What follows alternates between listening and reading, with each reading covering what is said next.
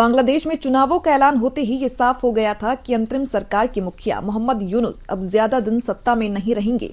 लेकिन सत्ता छोड़ने से पहले उन्होंने भारत से जुड़ा एक बड़ा और अहम फैसला लिया, जिसने दोनों देशों के रिश्तों में तनाव बढ़ा दिया है।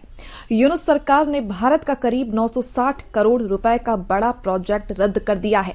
ये वही प्रोजेक्ट था जिसे भारत और बांग्लादेश के बीच मजबूत आर्थिक सहयोग की मिसाल माना जा रहा था।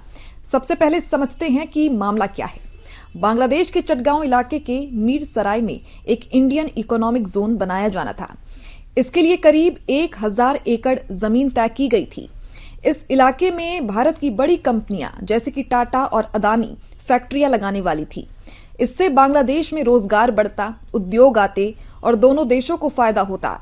भारत ने इसके लिए आसान शर्तों पर करीब $115 मिलियन यानी कि 960 करोड़ रुपए का कर्ज भी मंजूर किया था। लेकिन अब यूनुस सरकार ने अचानक इस पूरे प्रोजेक्ट को रद्द कर दिया है। ढाका में हुई बांग्लादेश आर्थिक क्षेत्र प्राधिकरण की बैठक में तय किया गया कि अब वहां आर्थिक क्षेत्र नहीं बनेगा।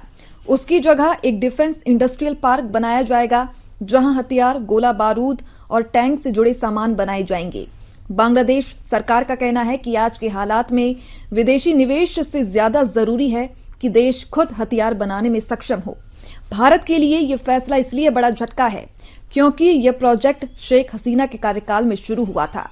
उस समय भारत और बांग्लादेश के रिश्ते काफी मजबूत थे। दोनों देशों के बीच भरोसा था और कई बड़े आर्थिक समझौते हुए थे। अब यूनुस सरकार के इस फैसले को उन रिश्तों को कमजोर करने की कोशिश के तौर पर देखा जा रहा है।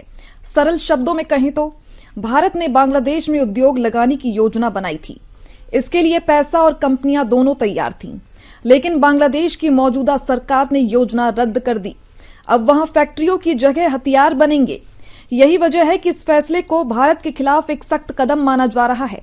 अब सबकी निगाहें इस बात पर है कि चुनाव के बाद बनने वाली नई सरकार क्या भारत के साथ रिश्तों को फिर से बेहतर बनाने की कोशिश करेगी या ये दूरी और बढ़ती जाएगी। इस पूरी ही खबर पर आप लोगों का क्या कुछ कहना है, हमें कमेंट करके जरूर बताइएगा।